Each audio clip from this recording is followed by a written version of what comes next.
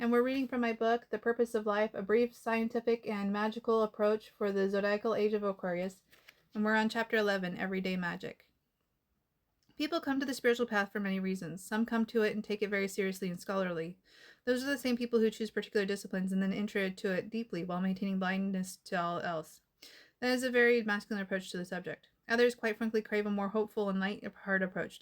Studying spirituality is fine, but it is a far different thing to integrate it into our daily life. This is the more feminine approach to spirit. As long as we keep divinity at bay, assigning it to the realm of imagination, it might as well be a distant building.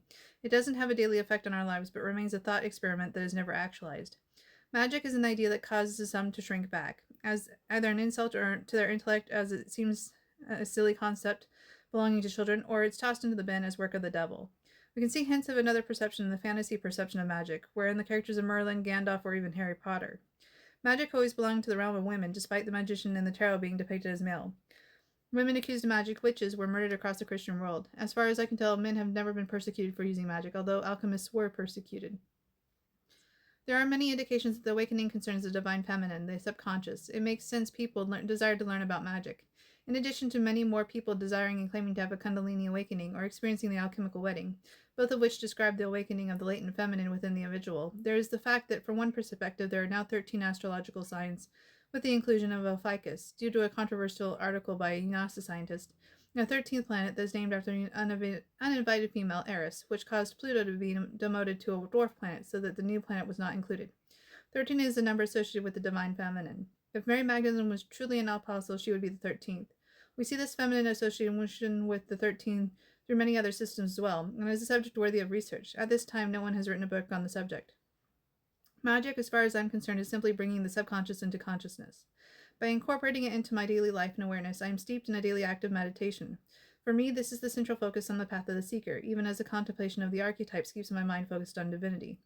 In esoteric teaching, the subconscious contains our direct phone line to divinity. It communicates through archetypal symbols via dreams, the zeitgeist of the collective unconscious, and our shadow.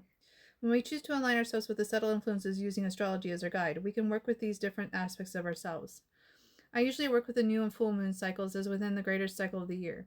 I use it as a method to tune into and actively meditate upon the archetypal symbols. By being mindful of the current energetic influences, I'm better able to adapt on a day-to-day basis. The tools I use invoke color therapy and aromatherapy. Both have significant research behind them and can help us to work with those subconscious energies through our senses.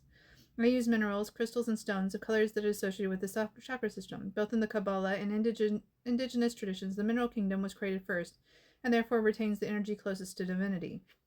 Here's a brief explanation of the different chakras and what they represent, along with how to work with them and the most common mineral at a reasonable price.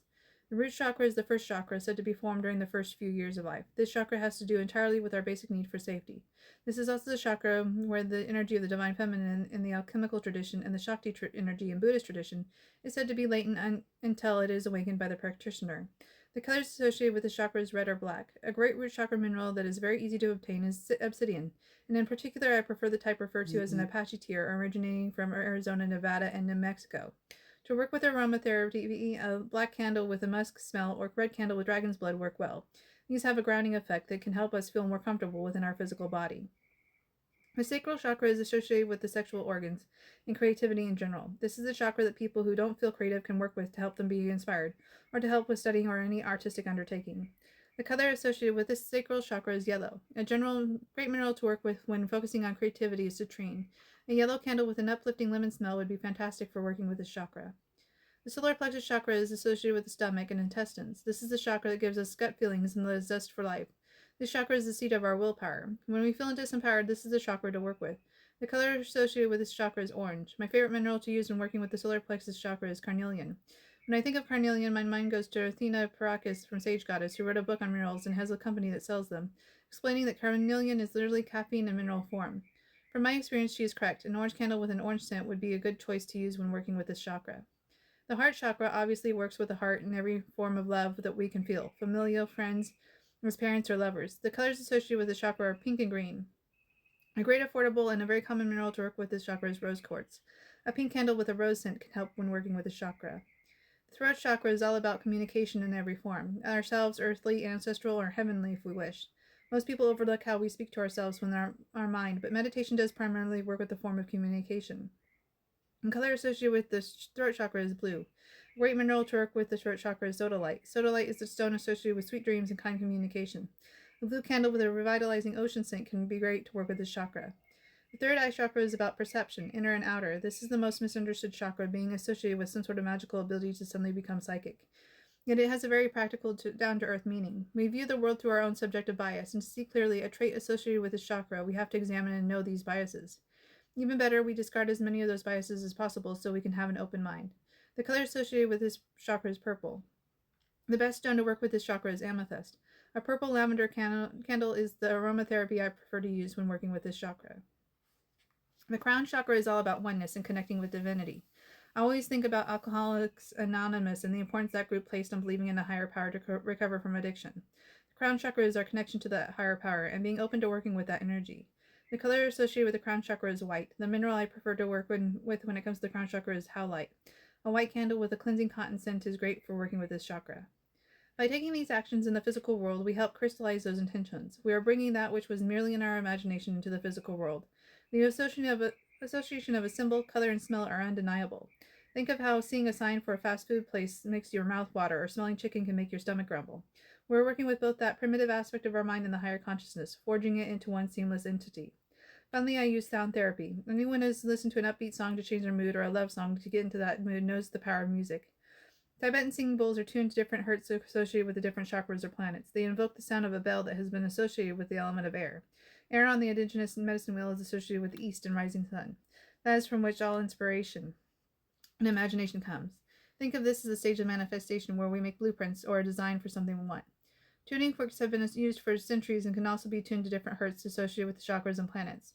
I use them during a zodiacal season or chart associated with fire. Fire on the indigenous medicine wheel represents action. This is where we make the different parts of what we want based on those blueprints we made when working with air. Without action on the physical plane of existence, there will never be a result. A rain stick sounds like water. I use this instrument to tune in with the element of water when it's emphasized in a chart or zodiacal season. Water on the indigenous medicine wheel represents the process of actualization from potential. A gas state to the process of assembling parts with raindrops and physical form with ice cubes. This is where we can assess what we have created with our actions and make any touch-ups we need. Finally, drums have been used for grounding and entering trance for millennia. They are perfect for tuning into a zodiacal season or chart that emphasizes the earth element. The earth element on the indigenous medicine wheel is physical actualization.